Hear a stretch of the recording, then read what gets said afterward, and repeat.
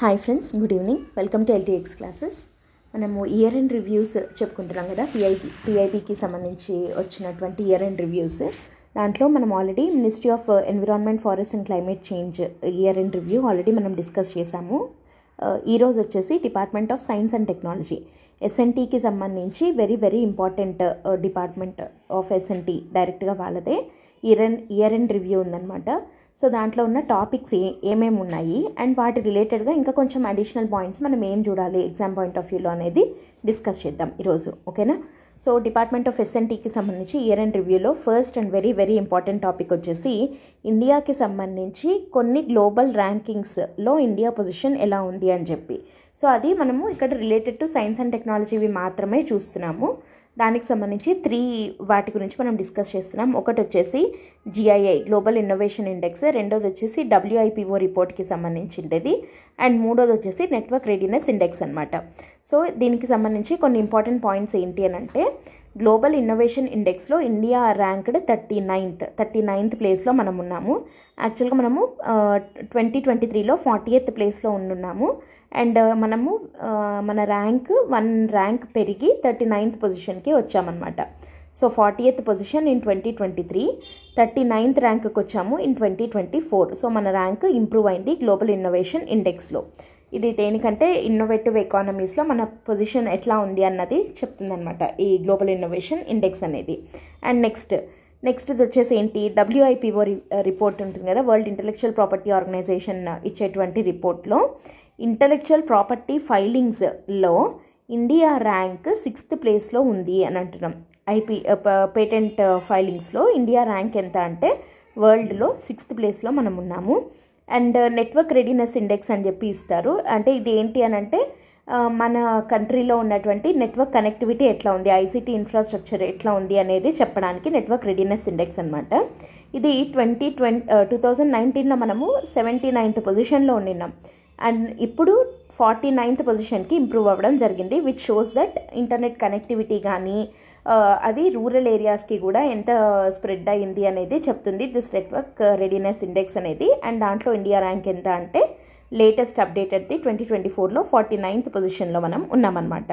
So ఇప్పుడు దీనికి సంబంధించి ఇంకా కొన్ని ఇంపార్టెంట్ పాయింట్స్ మనం ఇప్పుడు చూద్దాం, ఓకేనా. గ్లోబల్ ఇన్నోవేషన్ ఇండెక్స్లో ఇండియా ర్యాంక్ ఎంత అంటే 39th అన్నాము. తర్వాత పేటెంట్ డబ్ల్యూఐపిఓ రిపోర్ట్ ప్రకారం పేటెంట్ ఫైలింగ్స్లో 6th ర్యాంక్ అన్నాం. నెట్వర్క్ రెడీనెస్ ఇండెక్స్లో 49th పొజిషన్లో ఉన్నాము అని అంటున్నాం కదా.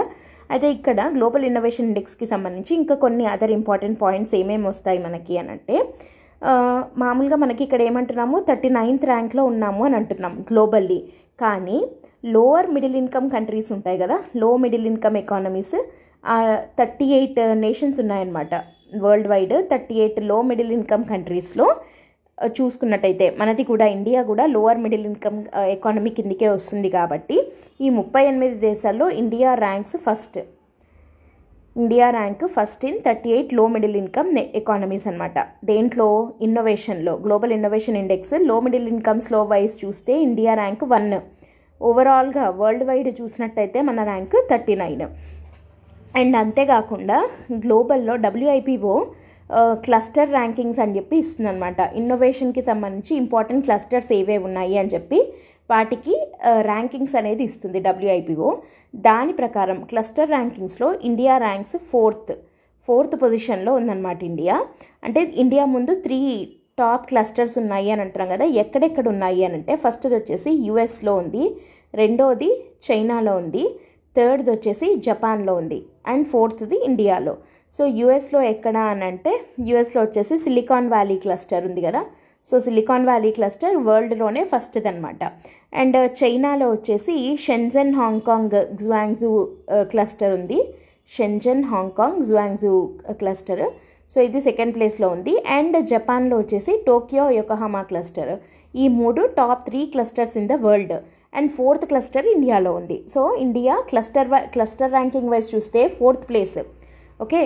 అండ్ నెక్స్ట్ వచ్చేసి ఈ డబ్ల్యూఐపిఓ రిపోర్ట్ ప్రకారం మనకి ఏం తెలుస్తుంది అని అంటే, ఓవరాల్గా ఇండియాలో 15% గ్రోత్ అనేది ఉంది ఇన్నోవేషన్స్లో అని చెప్పి తెలుస్తుంది. 15.7% యాక్చువల్గా 15% గ్రోత్ రేట్ అనేది కనపడుతుంది. అండ్ ఇక్కడ ఇంకొక ఇంపార్టెంట్ పాయింట్ ఏంటి అంటే ఫర్ ద కన్సిక్యూటివ్ 5 years కన్సిక్యూటివ్గా 5 ఏళ్లుగా డబల్ డిజిట్ గ్రోత్నే మనం తీసుకుంటూ వస్తున్నాము అంటే which is a good thing, కొంచెం పాజిటివ్ థింగ్ అని చెప్పచ్చు. For the consecutive 5 years double digit growth అనేది ఉంటుంది. సో అది మంచిది. అండ్ ఇక్కడ very very very important point ఏంటి అని అంటే first time domestic patent filings ఎక్కువగా ఉన్నాయి ఇండియాలో. అంటే మామూలుగా ఇండియా తరపున పేటెంట్ ఫైలింగ్స్ అంటే ఎన్ఆర్ఐస్ ఉంటారు, as well as Indian residents కూడా పేటెంట్స్ ఫైల్ చేసే వాళ్ళు ఉంటారు కదా. మామూలుగా ఎప్పుడు ఎన్ఆర్ఐస్ డామినేట్ పేటెంట్ ఫైలింగ్స్ అనమాట, నాన్ రెసిడెంట్ ఇండియన్సే. కానీ for the first time domestic patent filings ఎక్కువ అయ్యాయి India.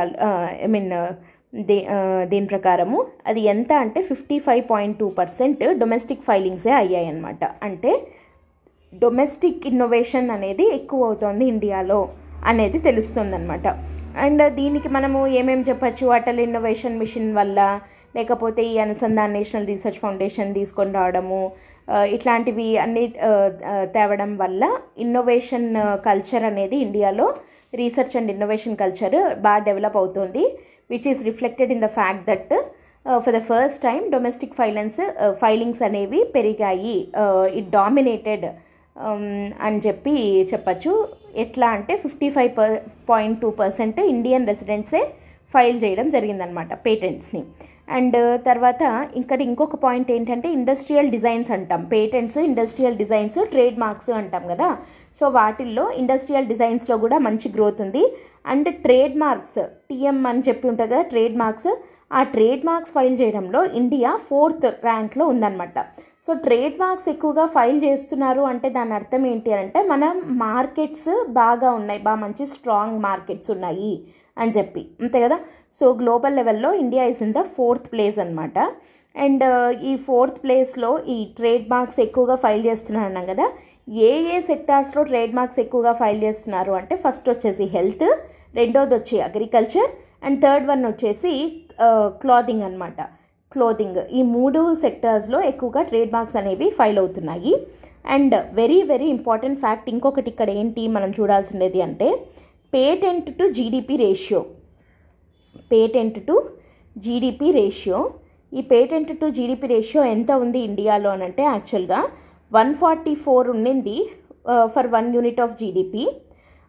And that was increased to ఎంతకు పెరిగింది ఇది అని అంటే 381 for 1 unit of GDP. Okay, ఒక యూనిట్ ఆఫ్ జీడిపికి ఎన్ని పేటెంట్స్ ఫైల్ అవుతున్నట్టు 381 అనమాట. సో ఇది ఎంత పెరిగితే అంత ఇన్నోవేషన్ కల్చర్ బాగున్నట్టు. So patent to GDP ratio ఎంత ఉంది అంటే 381 ఫర్ 1 unit ఆఫ్ జీడిపి అనమాట. సో ఇది పేటెంట్ టు జీడిపి రేషియో ఇండియాలో. ఓకే, అండ్ పేటెంట్ ఫైలింగ్స్ ఎంత పెరిగాయి, పేటెంట్ అప్రూవల్స్, ఇప్పుడు ఫైలింగ్స్ పెరిగాయి, అప్రూవల్స్ ఎంత పెరిగాయి అంటే 150% అప్రాక్సిమేట్లీ 149 పాయింట్ చేంజ్ వస్తుంది. 150% పేటెంట్కి అప్రూవల్స్ అనేవి వస్తున్నాయి అన్నమాట. సో ఇవంతా all these facts shows that ఇండియాలో ఇన్నోవేషన్ కల్చర్ చాలా బాగా డెవలప్ అవుతుంది అని చెప్పి. టు సమ్మరైజ్ మళ్ళీ వన్స్ అగైన్ చెప్తున్నాను, ఒకసారి ర్యాంకింగ్స్ మనం చూసినట్టయితే మనము నెంబర్ వైజ్ వద్దాం ఇక్కడ. ఓకే, సో ఫస్ట్ ర్యాంక్లో ఉన్నాం ఎందులో 38 లో మిడిల్ ఇన్కమ్ కంట్రీస్లో India is in first rank. Next 4th ర్యాంక్లో ఉన్నాం, సెకండ్ థర్డ్ అనేవి లేవు ఇక్కడ. 4th ర్యాంక్లో ఉన్నాం ఎందులో ట్రేడ్ మార్క్స్ని ఫైల్ చేయడంలో 4th ప్లేస్లో ఉన్నాము. అండ్ WIPO క్లస్టర్ ర్యాంకింగ్స్లో కూడా మనము 4th ప్లేస్లో ఉన్నాము. అండ్ 5th అనేది ఎక్కడ రాలేదు మనకి, 6th వచ్చింది. 6th ఎక్కడ, 6th ఎందులో ఉన్నాము, 6th ప్లేస్లో పేటెంట్ ఫైలింగ్స్లో మనము 6th ప్లేస్లో ఉన్నామన్నమాట. అండ్ 7thలో కూడా ఉన్నాము, 7th ర్యాంక్ అని కూడా ఒకటి ఉంది మనకి. ఇది దేంట్లో వచ్చింది 7th ర్యాంక్ అంటే intangible asset intensity. Intangible asset intensity. Intangible asset అంటే ఏవి అని అంటే ఈ పేటెంట్స్ ఇవన్నీ ఇండస్ట్రియల్ డిజైన్స్ కానీ ట్రేడ్ మార్క్స్ కానీ వీటిని మనం ఏమంటాము, ఇంటాంజిబుల్ అసెట్స్ అంటాం కదా. వీ కెనాట్ మెజర్ దెమ్ కదా, వాటిని కొలమానం ఉండదు, వాటికి ఇంటాంజిబుల్ అనమాట. సో అట్లాంటి ఇంటాంజిబుల్ అసెట్ ఇంటెన్సిటీలో India is in 7th rank. Patent ఫైలింగ్స్లో 6th ర్యాంక్. ట్రేడ్ మార్క్స్లో 4th ర్యాంక్, క్లస్టర్ ర్యాంకింగ్స్లో 4th ర్యాంక్, అండ్ 38 లో మిడిల్ ఇన్కమ్ కంట్రీస్లో ఫస్ట్ ప్లేస్లో మనం ఉన్నాము. ఓకే, సో ఇది మనం ఓవరాల్గా ఇన్నోవేషన్కి సంబంధించి చెప్పుకున్నది. అండ్ వెరీ ఇంపార్టెంట్ పాయింట్ ఇందాక చెప్పిండేది మళ్ళీ చెప్తున్నాను ఏంటంటే 15% growth rate, double digit growth rate for consecutive 5 years అవుతోంది.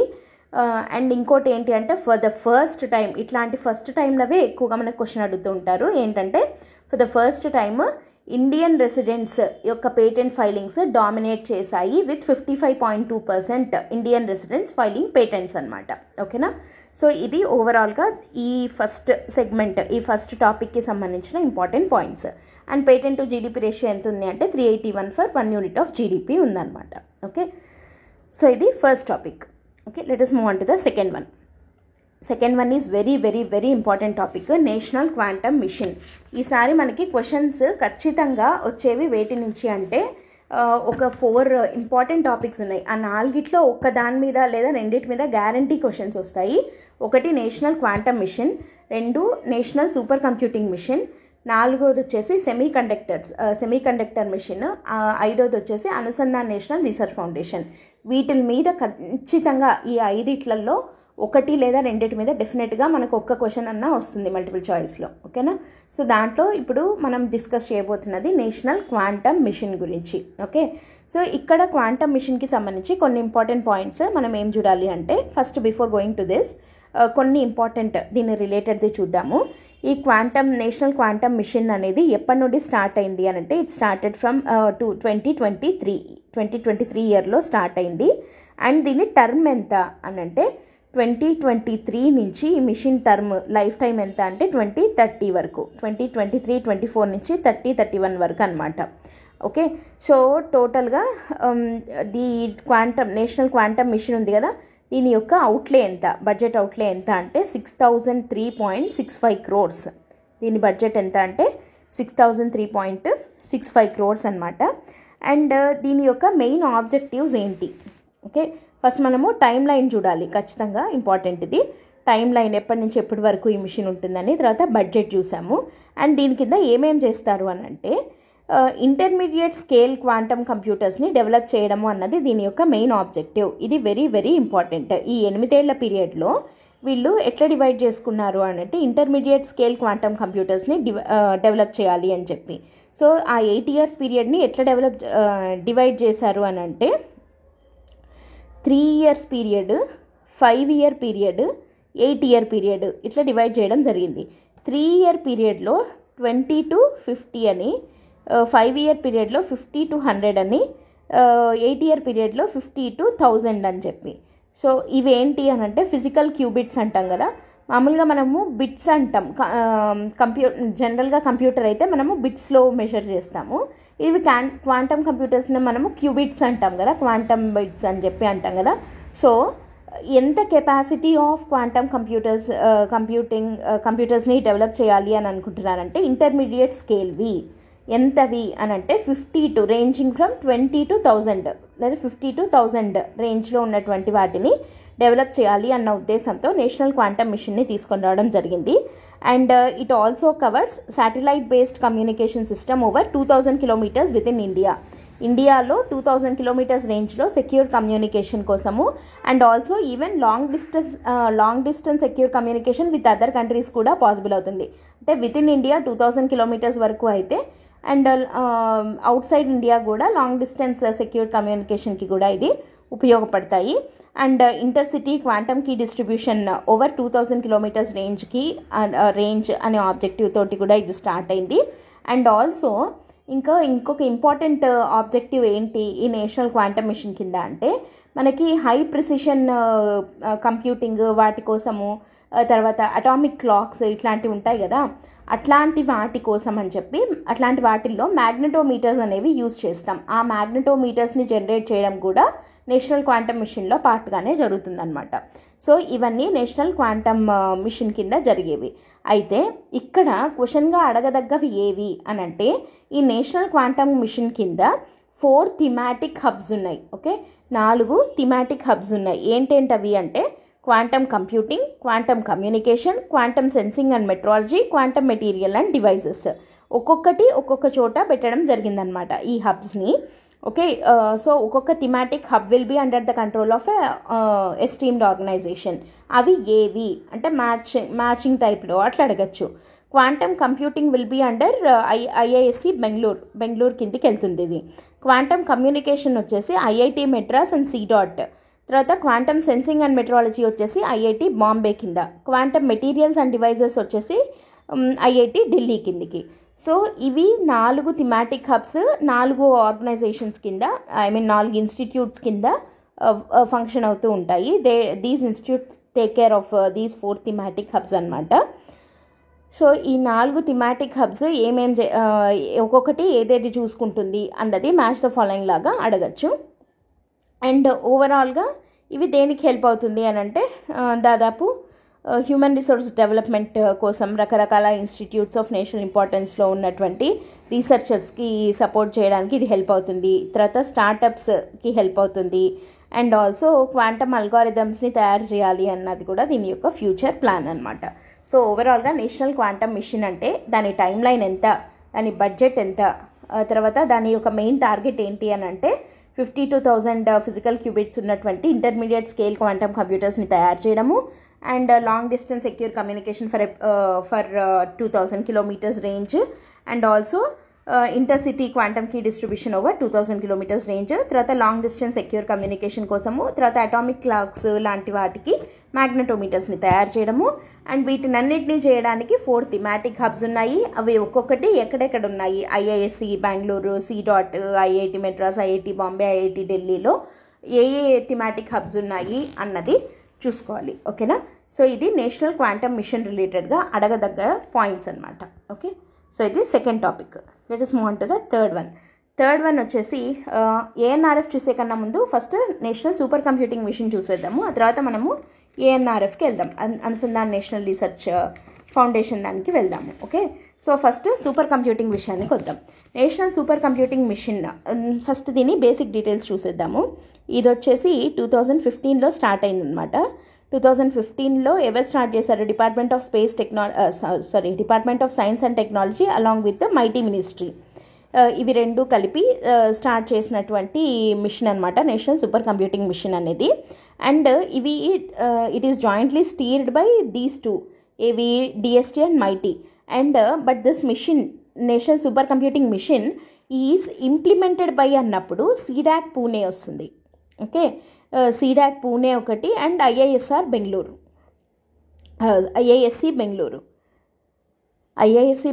along with CDAC Pune are the implementing agencies of National Supercomputing Mission steered by Department of Science and Technology, Ministry of Information Technology అనమాట, electronics and information technology mighty ministry కిందకి వెళ్తుంది ఇది. So ఇక్కడ first మనము national super computing machine అంటున్నాం. ఒక machine అంటున్నాము అంటే ఫస్ట్ దానికి ఒక టార్గెట్ ఉంటుంది కదా. సో ఈ టార్గెట్ ఏంటి, ఈ సూపర్ కంప్యూటింగ్ మిషన్ అసలు ఎందుకు తీసుకొని వచ్చారు అని అంటే 70 హై పర్ఫార్మెన్స్ కంప్యూటింగ్ సిస్టమ్స్ని డెవలప్ చేయాలి అన్న టార్గెట్ తోటి వచ్చిండేదే నేషనల్ సూపర్ కంప్యూటింగ్ మిషన్ అనమాట. Okay, so 70 high performance computing సిస్టమ్స్ని తయారు చేయాలి అని. మరి ఇప్పుడు ఇది టార్గెట్గా పెట్టుకున్నాము. అయితే మనం ఇప్పుడు 2015లోనే స్టార్ట్ అయింది కదా, ఇది 2025లో మనం ప్రస్తుతం ఉన్నాం. మరి ఇప్పటి వరకు ఎంత అచీవ్ చేశాము అని అంటే we have already installed 33 super computers. ఎన్ని ఉన్నాయి ఇండియాలో అంటే 33 సూపర్ కంప్యూటర్స్ ఉన్నాయి with a capacity of 32 petaflops. 32 petaflops capacity ఉన్నటువంటి 33 సూపర్ కంప్యూటర్స్ ఆల్రెడీ ఇండియాలో ఉన్నాయన్నమాట. అండ్ ఈ సూపర్ కంప్యూటింగ్ మిషన్ని ఫస్ట్ ఆఫ్ ఆల్ 3 ఫేజెస్లో ముందుకు తీసుకెళ్తున్నారు. ఆ 3 ఫేజెస్ ఏవి అని అంటే ఫస్ట్ ఫేజ్ 1 వచ్చేసి ఏంటి అని అంటే ముందు బయట తయారు చేసినటువంటి వాటిని జస్ట్ అసెంబుల్ చేయాలి ఇండియాలో. ఇది ఫస్ట్ ఫేజ్లో చేయాల్సిండేది. బయట కంట్రీస్ నుంచి మనం తెచ్చుకొని ఆ సూపర్ కంప్యూటర్స్ని మనం జస్ట్ ఇండియాలో అసెంబుల్ చేయడము అనేది ఫేజ్ 1లో చేసేది. రెండోది వచ్చేసి మేజర్ కాంపోనెంట్స్ ఇండియాలోనే ఇండిజినస్గా తయారు చేసి కొంచెం అడిషనల్గా మిగతా కంట్రీస్ నుంచి మనం ఇంపోర్ట్ చేసుకొని సూపర్ కంప్యూటర్స్ని తయారు చేసుకోవడం అనేది సెకండ్ ఫేజ్. థర్డ్ ఫేజ్ వచ్చేసి కంప్లీట్లీ ఇండిజినస్ సూపర్ కంప్యూటర్స్ని తయారు చేయాలి అని చెప్పి అనుకుంటున్నాం. ఓకేనా. So completely indigenous super computers in the third phase. ఇవి ఇట్లా 3 ఫేజెస్లో ఈ సూపర్ కంప్యూటింగ్ మిషన్ని ఇంప్లిమెంట్ చేస్తున్నాము. అండ్ ఇక్కడ మనము ఈ సూపర్ కంప్యూటర్స్ గురించి చెప్పుకుంటున్నాం కాబట్టి కొన్ని ఇంపార్టెంట్ పాయింట్స్ చూద్దాము వీటి రిలేటెడ్గా. ఏంటి అవి అనంటే, మామూలుగా టాప్ 500 సూపర్ కంప్యూటర్స్ అని చెప్పి గ్లోబల్ లెవెల్లో ర్యాంకింగ్స్ ఇస్తారు, ఏ కంప్యూటర్స్ టాప్ 500గా ఉంటాయి అని చెప్పి. And before going to that ఒక పాయింట్ ఏంటి అనంటే, అన్నిటికన్నా ఎక్కువ సూపర్ కంప్యూటర్స్ ఉన్న కంట్రీ ఏది అంటే చైనా. ఈవెన్ యూఎస్ కన్నా ఎక్కువ చైనాలో సూపర్ కంప్యూటర్స్ ఎక్కువగా ఉన్నాయన్నమాట. సో ఇప్పుడు టాప్ 500 ర్యాంకింగ్స్లో ఇండియాకి సంబంధించి ఇండియాకి సంబంధించి ఏవైనా సూపర్ కంప్యూటర్స్ టాప్ 500లో ఉన్నాయా గ్లోబల్ లెవెల్లో అంటే ఉన్నాయి. ఎన్ని అంటే 4. ఏవి ఆ 4 సూపర్ కంప్యూటర్లు అనంటే, ఒక దాని పేరు వచ్చేసి ఐరావత్, ఒక దాని పేరు ఐరావత్, ఇంకోటి వచ్చేసి పరం సిద్ధి. ఒకటి ఐరావత్, ఇంకోటి వచ్చేసి పరం సిద్ధి, థర్డ్ది వచ్చేసి ప్రత్యూష్, అండ్ 4th వన్ వచ్చేసి మిహిర్. ఐరావత్, పరం సిద్ధి, ప్రత్యూష్, మిహిర్, ఈ 4 సూపర్ కంప్యూటర్స్ ఇండియావి టాప్ 500లో ఉన్నాయన్నమాట. అండ్ ఒక్కొక్క దానికి ఒక్కొక్క ర్యాంక్ ఉంది, మనం అంత గుర్తుపెట్టుకోవాల్సిన అక్కర్లేదు. ఈ ఐరావత్ వచ్చేసి ఏఐ సూపర్ కంప్యూటర్, ఏఐ అని ఉంది కదా ఇక్కడ ఐరావత్లో. సో ఏఐ సూపర్ కంప్యూటర్ అనమాట ఇది ఐరావత్, సిద్ధి, ప్రత్యూష్, మిహిర్, ఈ 4 టాప్ 500లో ఉన్నాయన్నమాట. అండ్ ఇక్కడే ఇంకొక కొన్ని బేసిక్ ఫ్యాక్ట్స్ ఏంటి అని అంటే, ఇండియాలో ఫస్ట్ సూపర్ కంప్యూటర్ పేరు ఏంటి అని అంటే పరం 8000 was India's first super computer. And ఇండియాలో ఇండియాలో first indigenously assembled super computer ఏది అని అంటే పరం Shivay was first indigenously assembled super computer in India అనమాట. అండ్ వీటికి అన్నిటికీ కలిపి ఒక సర్వర్ ఉంటుంది, దాని పేరు రుద్ర. అండ్ వీటిని ఇంటర్నోడ్ కమ్యూనికేషన్ కోసం వీటి మధ్య ఒక నెట్వర్క్ ఉంటుంది, దాని పేరు త్రినేత్ర. ఓకేనా. సో ఇవి basic information about national super computing machine. So ఇది మామూలుగా అంటే ఇప్పుడు ఓవరాల్గా మనం ఏం చెప్తున్నాము, టార్గెట్ వచ్చేసి 70 హై పర్ఫార్మెన్స్ కంప్యూటింగ్ సిస్టమ్స్ని తయారు చేయాలి అని. వాటిల్లో ఇప్పుడు ఇండియా ఎన్ని తయారు చేసింది, 32 ఉన్నాయి విత్ 33 ఉన్నాయి విత్ 32 పెటాఫ్లాప్స్ అని చెప్పి కెపాసిటీ అని చెప్పి అంటున్నాం కదా. జస్ట్ ఈ నెంబర్లను ఇంటర్చేంజ్ చేసి కూడా అడగచ్చు స్టేట్మెంట్లో. అయితే ఇప్పుడు న్యూస్లో మనకిది అంటే లేటెస్ట్గా ఏం జరిగింది సూపర్ కంప్యూటింగ్ మిషన్, ఇది 2015 మ్యాటర్. మరి ఇప్పుడు కొత్తగా ఏం జరిగింది అని అంటే రీసెంట్గా in the sense September, October ఆ టైంలో మోడీ గారు కొత్తగా 3 సూపర్ కంప్యూటర్స్ని ఇనాగ్రేట్ చేయడం జరిగింది. ఎక్కడెక్కడ అవి అని అంటే వాటి కెపాసిటీ ఎంత అని అంటే టోటల్గా వచ్చేసి నియర్లీ 5 పెటాఫ్లాప్స్ వి కొత్తగా యాడ్ చేయడం జరిగిందనమాట. Bringing it to total 32. ఈ 5 పెటాఫ్లాప్స్ యాడ్ అవ్వడం వల్ల 32 పెటాఫ్లాప్స్ అయింది అది. ఓకేనా. 32కి అడిషనల్గా 5 యాడ్ అవ్వలేదు, ఈ 5 యాడ్ అయిన తర్వాతే టోటల్గా ఇప్పుడు 32 అయింది. ఓకేనా. సో ఎక్కడెక్కడ పెట్టారు అవి అని అంటే ఫస్ట్ది వచ్చేసి జిఎంఆర్టీ ఎన్సిఆర్ఏ పూణేలో ఒక పెటాఫ్లాప్ ఉన్నటువంటిది.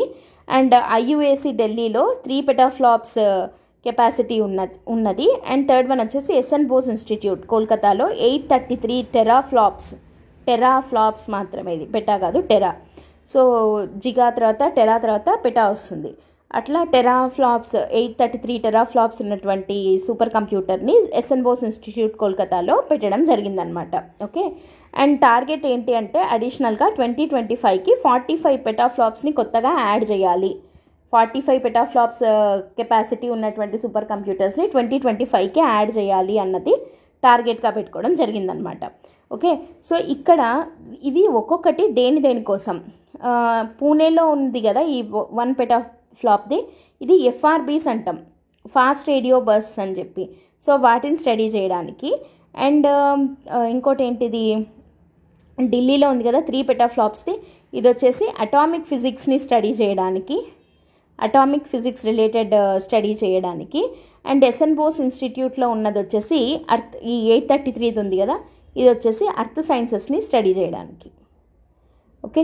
సో ఈ 3 పర్పస్లతోటి 3 హై పర్ఫార్మెన్స్ కంప్యూటింగ్ సిస్టమ్స్ని మోడీ గారు ఇనాగరేట్ చేయడం జరిగింది. సో ఒకటి 3 పెటాఫ్లాప్స్, ఇంకోటి 1, ఇంకోటి 833, ఆల్మోస్ట్ 5 పెటాఫ్లాప్స్ కదా, మేకింగ్ ఇట్ టోటల్ 32 పెటాఫ్లాప్స్. టోటల్గా ఎన్ని కంప్యూటర్స్ ఉన్నాయి సూపర్ కంప్యూటర్స్ అంటే 33 సూపర్ కంప్యూటర్స్ ఉన్నాయన్నమాట ఇండియాలో. అండ్ ఇక్కడ ఇది వచ్చింది కాబట్టి ఇక్కడ ఇంకొకటి కూడా చెప్పేద్దాము. అదేంటంటే ఇంకొక 2 సూపర్ కంప్యూటర్స్ గురించి.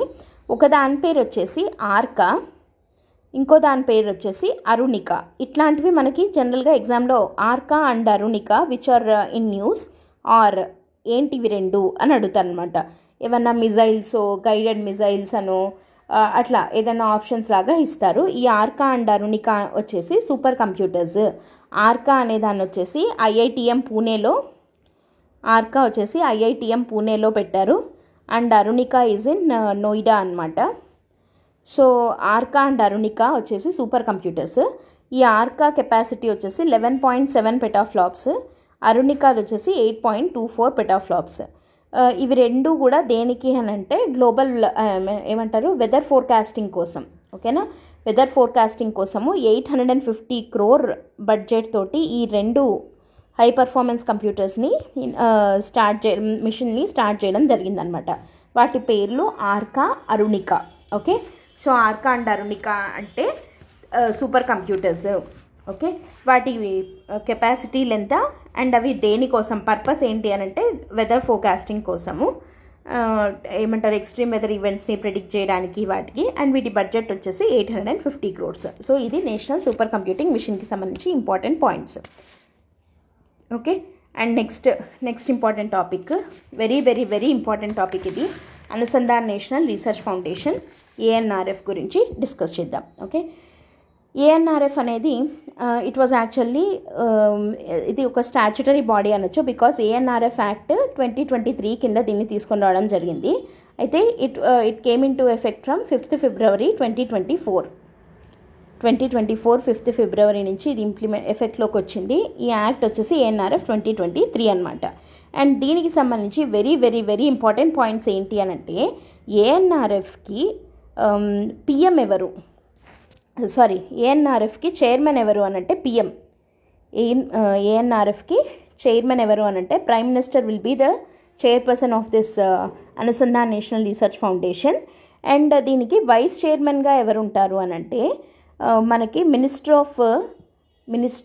Of science and technology and minister of education. ఇక్కడ చూడండి, ఎడ్యుకేషన్, సైన్స్ అండ్ టెక్నాలజీ ఇద్దరు కలిసి ఇద్దరు వైస్ చైర్పర్సన్ ఉంటారనమాట దీనికి. ఇక్కడ ఓన్లీ ఎస్ఎన్టీ అనో లేదా ఓన్లీ ఎడ్యుకేషనో ఇవ్వచ్చు.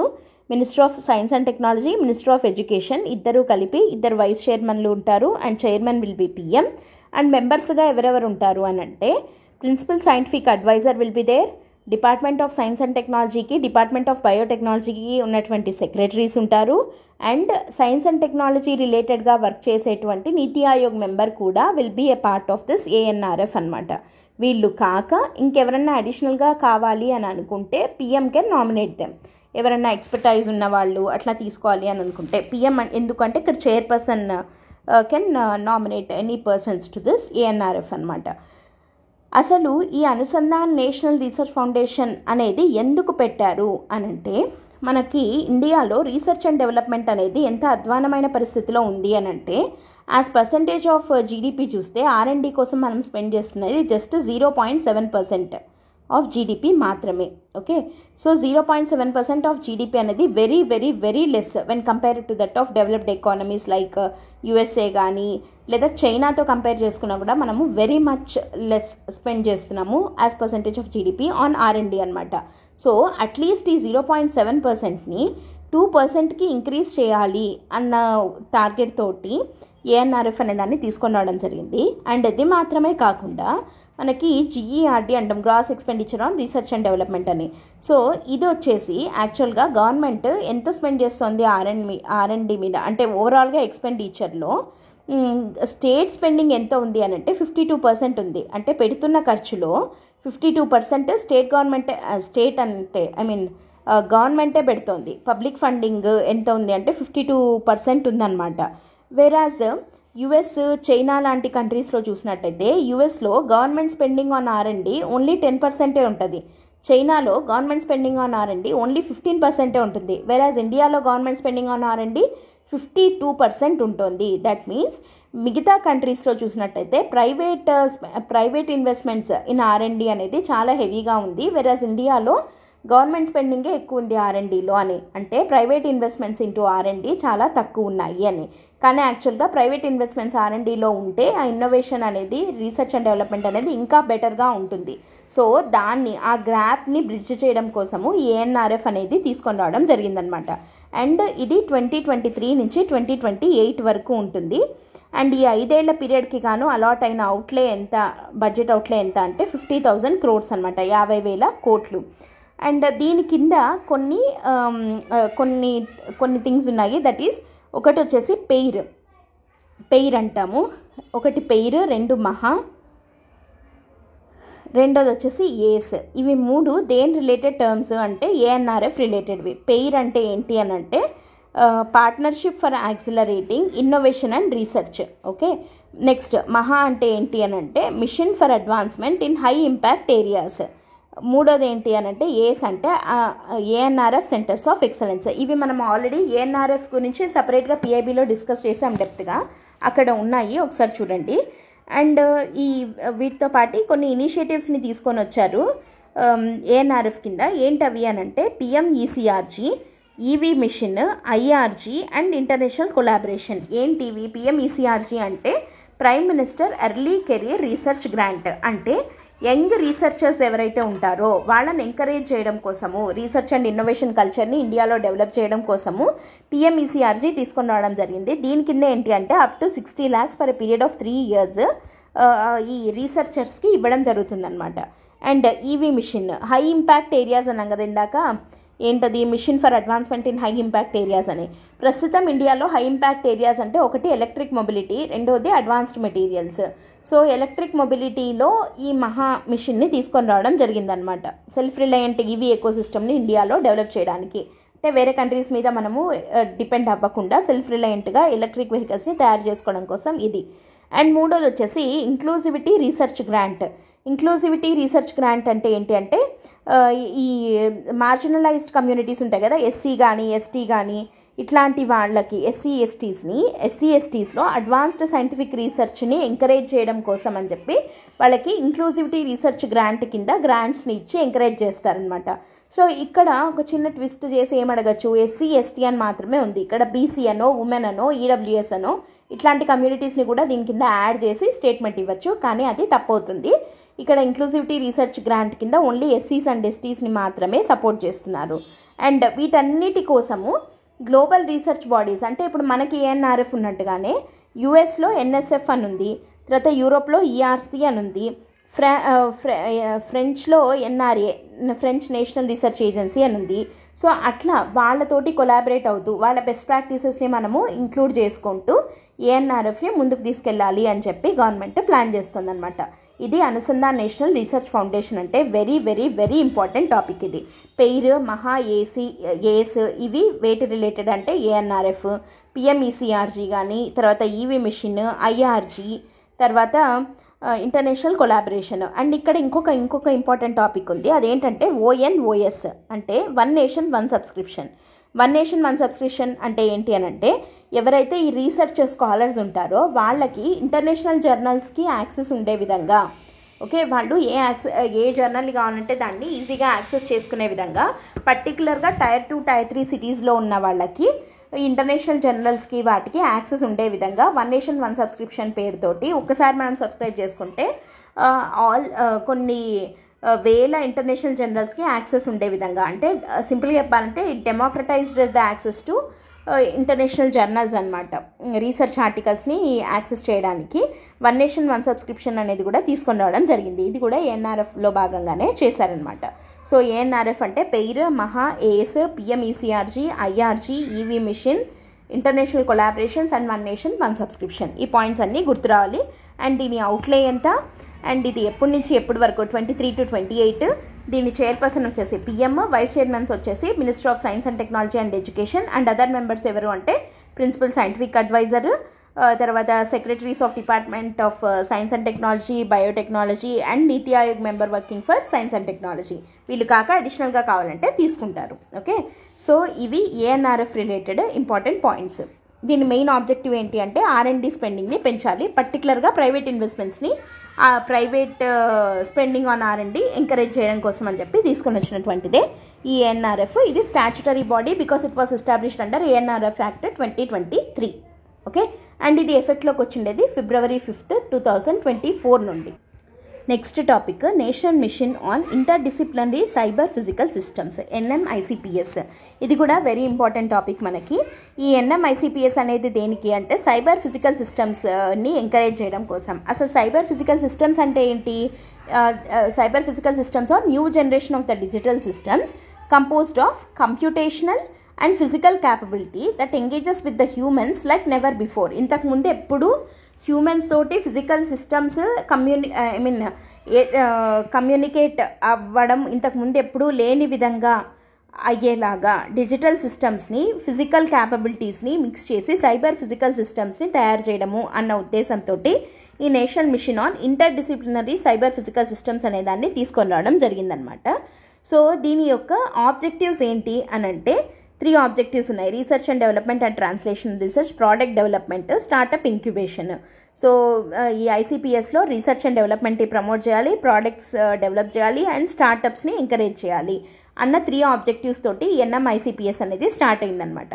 అయితే ఇక్కడ మనము దీని కింద అడగదగ్గ మెయిన్ పాయింట్స్ ఏమున్నాయి అని అంటే ఇది యాక్చువల్గా ఇట్ వాజ్ స్టార్టెడ్ ఇన్ 2018. ఇప్పుడేం స్టార్ట్ అవ్వలేదు, 2018లో స్టార్ట్ అయింది. అండ్ దీని టోటల్ అవుట్లే ఇది 5 ఏళ్ల టర్మ్ అనమాట. సో 5 ఇయర్స్కి గాను టోటల్ అవుట్లే దీనికి ఎంత వచ్చింది అని అంటే 3660 crores ఇవ్వడం జరిగింది. ఓకే, సో ఇక్కడ ఒక ఇంపార్టెంట్ పాయింట్ ఏంటి అంటే ICPS కింద టోటల్గా 25 టెక్నాలజీ ఇన్నోవేషన్ హబ్స్ అనేవి ఉన్నాయి. ఓకే, ఎన్ని TIHs ఉన్నాయి? టెక్నాలజీ ఇన్నోవేషన్ హబ్స్ 25 ఉన్నాయన్నమాట. ఈ 25 హబ్స్ కొన్ని టెక్నికల్ డొమైన్స్ మీద పనిచేస్తుంటాయి, like artificial intelligence, machine learning, robotics, data analytics, quantum technology, cyber security, agriculture and water, mining, communication systems, ఇక్కడ ఉన్నాయి కదా ప్రిడిక్టివ్ టెక్నాలజీస్ అని. సో ఇట్లాంటి అంటే ఇవన్నీ నేర్చుకోవాల్సిన పని లేదు, బికాజ్ ఇంకా కూడా ఎక్కువ ఉన్నాయన్నమాట. జస్ట్ ఇవి ఫర్ ఎగ్జాంపుల్ అన్నట్టు చెప్తున్నాం. ఇట్లాంటి టెక్నికల్ డొమైన్స్ ఉన్నటువంటి ఫీల్డ్స్లో 25 టెక్నాలజీ ఇన్నోవేషన్ హబ్స్ని పెట్టడం జరిగింది. అండ్ ఇక్కడ each technology innovation hub acts as section 8 company అనమాట. సెక్షన్ 8 కంపెనీ అంటే ఏంటి అంటే ఒక నాన్ ప్రాఫిట్ ఆర్గనైజేషన్గా ప్రతి ఒక్కటి యాక్ట్ చేస్తుంది, independent from each other. And ఈ ఒక్కొక్క టెక్నాలజీ ఇన్నోవేషన్ హబ్ ఒక్కొక్క ఎస్టీమ్డ్ ఇన్స్టిట్యూట్ కింద ఉంటుందన్నమాట. లైక్ ఫర్ ఎగ్జాంపుల్ ఇప్పుడు ఇక్కడ మనకి కింద ఒకటి వస్తుంది, ఎగ్జాంపుల్ చెప్తాను అప్పుడు. So total 25 technology innovation hubs ఉన్నాయి. సో ఈ హబ్స్ ఏంటి అని అంటే ఇవి సెక్షన్ 8 కంపెనీస్గా వర్క్ చేస్తాయి అని అంటున్నాం కదా. ఇక్కడ ఇంపార్టెంట్ పాయింట్ ఏంటి అని అంటే దీని 2024లో ఈ NMICPS కింద మేజర్ అచీవ్మెంట్స్ ఏమున్నాయి అని చెప్పి ఇక్కడ 2 అచీవ్మెంట్స్ గురించి మనం చెప్పుకోవాలి. ఒకటి వచ్చేసి ఫస్ట్ వన్ వచ్చేసి లాంచ్ ఆఫ్ భారత్ జెన్ అనేది ఏంటి? ఈ భారత్ జెన్ గురించి కొన్ని ఇంపార్టెంట్ పాయింట్స్ ఏంటి అని అంటే భారత్ జెన్ అనేది IIT బాంబే, ఇందాక మనం అన్నాం కదా టెక్నాలజీ ఇన్నోవేషన్ హబ్ ఒక్కొక్క దాని కింద ఉంటుంది అని చెప్పి. So technology innovation hub for IoT and IoE. So ఇక్కడ AI, TIH for AI, TIH for quantum technology, TIH for ML అట్లా ఒక్కొక్కటి ఉంటుంది. అట్లా similarly TIH for IoT and IoE అని చెప్పి ఒకటి ఉంది. IoT అంటే ఇంటర్నెట్ ఆఫ్ థింగ్స్, IoE అంటే ఇంటర్నెట్ ఆఫ్ ఎవ్రీథింగ్. సో ఈ రెండిటికి ఒక టెక్నాలజీ ఇన్నోవేషన్ హబ్ ఉంది. ఈ హబ్ ఎక్కడుంది అని అంటే IIT బాంబేలో ఉంది. సో IIT బాంబేలో ఉన్న TIH ఫర్ IoT అనేది భారత్ జెన్ అనే దాన్ని డెవలప్ చేయడం జరిగింది. What is this Bharat Gen? Bharat Gen అంటే ఏంటి అని అంటే it is first government funded multilingual large language model LLM అంటే సింపుల్గా చెప్పాలంటే మనకి generative AI. Okay, generative AI అనమాట లాంగ్వేజ్ మోడల్ ఇది. సో ఇండియా రిలేటెడ్ది అంటే ఇది ఏంటంటే India's linguistic, cultural and socio economic డైవర్సిటీని అడ్రస్ చేయడానికి, అంటే ఇండియన్ లాంగ్వేజెస్లో జనరేటివ్ ఏఐ కింద పనిచేస్తుంది ఈ భారత్ జెన్ అనేది. జనరేటివ్ ఏఐ కదా, అట్లా గుర్తుపెట్టుకోవచ్చు. భారత్ జెన్ అనేది ఏంటి అని అంటే ఇండియన్ లాంగ్వేజెస్లో వచ్చే జనరేటివ్ ఏఐ అన్నమాట ఇది. Okay, so socio cultural diversity of India అని దృష్టిలో ఉంచుకొని ఈ భారత్ జెన్ అనే first government funded multi modal multilingual generative AI of India ఏది అని అంటే భారత్ జెన్. ఇది డెవలప్డ్ బై ఎవరు అని అడుగుతారు. TIH for IoT and IoE. ఎక్కడుంది TIH అంటే IIT బాంబేలో ఉందన్నమాట. ఇందాక మనం చెప్పుకున్న 25 TIHలో ఇది కూడా ఒకటి. సో ఇది భారత్ జెన్ అనే దాన్ని తయారు చేసింది. ఇక్కడ మనకి కొంచెము ఫస్ట్ నెక్స్ట్ చూసేద్దాము. రెండో అచీవ్మెంట్ ఏంటి అంటే iHub for quantum technology. TI hub for quantum technology ఎక్కడుంది? ఐజర్ పూణేలో ఉందన్నమాట. సో వీళ్ళు 8 స్టార్టప్స్ని సెలెక్ట్ చేసుకొని వాటిని ప్రమోట్ చేస్తున్నారు. ఓకే, ఐజర్ పూణేలో TIH ఫర్ క్వాంటమ్ టెక్నాలజీ ఉంది. IIT బాంబేలో TIH for IoT and IoE ఉంది. ఇవి రెండింటిని ఇంటర్చేంజ్ చేసి అయినా కూడా అడగచ్చు. సో భారత్ జెన్ని డెవలప్ చేసిండేది ఐసర్ పూణే అని అడగచ్చు. ఓకే, సో ఏది తయారు చేసింది? భారత్ జెన్ని తయారు చేసిండేది IIT బాంబేలో ఉన్నటువంటి TIH for IoT and IoE అనమాట. ఓకేనా, సో ఇక్కడ ఇంకొక చిన్న కన్ఫ్యూజ్ చేసి ఏమడగచ్చు, భారత్ జెన్ అనేది ఇండియన్ లాంగ్వేజెస్లో జనరేటివ్ ఏఐ కదా, ఇట్లాంటిదే సిమిలర్గా మనకి ఇంకొకటి భాషిని అని చెప్పి వచ్చింది. ఈ భాషినికి భారత్ జెన్కి తేడా ఏంటి? భాషిని అనేది ఏంటి అని అంటే నథింగ్ బట్ గూగుల్ ట్రాన్స్లేట్ లాంటిది. ఓకే, గూగుల్ జస్ట్ ఇది ట్రాన్స్లేట్ చేస్తుంది ఇండియన్ లాంగ్వేజెస్కి. భాషిని అనేది జస్ట్ ట్రాన్స్లేషన్ చేస్తుంది. వెరస్ భారత్ జెన్ అనేది జనరేటివ్ ఆర్టిఫిషియల్ ఇంటెలిజెన్స్ అనమాట ఇది. సో ఇది ఈ రెండింటికి ఉండే డిఫరెన్స్. ఈ భాషిని అనేది ఎక్కడ స్టార్ట్ చేయడం జరిగింది? ఇది భాషిని అనే దాన్ని ఫస్ట్ టైం యూజ్ చేసినది ఎక్కడ అని అంటే, ఇట్లా కూడా క్వశ్చన్ అడిగేదానికి అవకాశం ఉంది. Bhashini was for the first time used in Kashi Tamil Sangamam అని చెప్పి జరిగింది కదా, అక్కడ మోడీ గారు స్పీచ్ మాట్లాడేటప్పుడు for the first time భాషిని use చేసి ఆయన స్పీచ్ని ట్రాన్స్లేట్ చేయడం జరిగిందనమాట. ఎక్కడ యూజ్ చేశారు అంటే కాశీ తమిళ్ సంగమంలో యూజ్ చేయడం జరిగిందనమాట. అంటే ఈ భాషిని అనేది దేనికి అని అంటే English to any other Indian languages మనం ట్రాన్స్లేట్ చేయొచ్చు. మన షెడ్యూల్డ్ లాంగ్వేజెస్లో ఉన్న వాటిల్లో ఇంగ్లీష్ నుంచి వేరే లాంగ్వేజ్కి ట్రాన్స్లేట్ చేయడానికి, ఆర్ మనం ఏదన్నా ఒక ఇండియన్ లాంగ్వేజ్ ఇచ్చి ఇంకొక ఇండియన్ లాంగ్వేజ్లోకైనా మనము ట్రాన్స్లేట్ చేయొచ్చు. అంటే ఫర్ ఎగ్జాంపుల్ తెలుగు ఇచ్చి తమిళ్లోకి కానీ, హిందీ ఇచ్చి తెలుగులోకి కానీ, అట్లా from any Indian language to any Indian language, or from English to any Indian language, from any Indian language to English. అట్లా మనము గూగుల్ ట్రాన్స్లేట్ లాగా దీన్ని చెప్పాలంటే దేశీ గూగుల్ ట్రాన్స్లేట్ అనమాట. Indigenously developed Google translate Bhashini. వెరస్ భారత్ జెన్ వచ్చేసి జనరేటివ్ ఆర్టిఫిషియల్ ఇంటెలిజెన్స్ అంటే లార్జ్ లాంగ్వేజ్ మోడల్ అనమాట ఇది. అది ఈ రెండింటికి ఉండే డిఫరెన్స్. ఇట్లా NMICPS కింద భారత్ జెన్ని తయారు చేయడం జరిగింది. ఇట్లా ఆ రెండింటిని కొంచెం కన్ఫ్యూజ్, ఎందుకంటే రెండు సిమిలరే కదా, రెండు లాంగ్వేజెస్ రిలేటెడ్గానే ఉన్నాయి, ఇండియన్ లాంగ్వేజెస్సే కాబట్టి అట్లా కన్ఫ్యూజ్ చేసి అడిగేదానికి అవకాశం ఉంది. ఇది NMICPS అనమాట. సో ఇవి వచ్చేసి department of science and technology related year end రివ్యూలో ఏమేమి చెప్పుకున్నాం మనము. ఇప్పుడు ఫస్ట్ది వచ్చేసి గ్లోబల్ ర్యాంకింగ్స్ చెప్పుకున్నాము, రెండోది వచ్చేసి నేషనల్ క్వాంటమ్ మిషన్ చెప్పుకున్నాము, మూడోది నేషనల్ సూపర్ కంప్యూటింగ్ మిషన్ చెప్పుకున్నాము, నాలుగోది ANRF చెప్పుకున్నాము, and fifth one is NM for national mission for ICPS inter cyber physical systems. So ఈ 5 టాపిక్స్ డిస్కస్ చేశాం కదా. ఇది పార్ట్ 1. పార్ట్ 2లో చిన్న టాపిక్స్ ఉన్నాయి, that will discuss tomorrow. Okay, ఈరోజు వీడియోలో మనం ఆల్రెడీ 5 టాపిక్స్ని డిస్కస్ చేసాం, మిగతావి రేపు డిస్కస్ చేద్దాం. ఇట్లాగే మొత్తం అన్ని డిపార్ట్మెంట్స్కి సంబంధించిన ఇయర్ ఎండ్ రివ్యూస్ ప్రతిరోజు ఒకట్లాగా వస్తూనే ఉంటాయి. ఓకే, చూస్తూనే ఉండండి, నోట్స్ చేసుకోండి. Thanks for listening, all the best, by.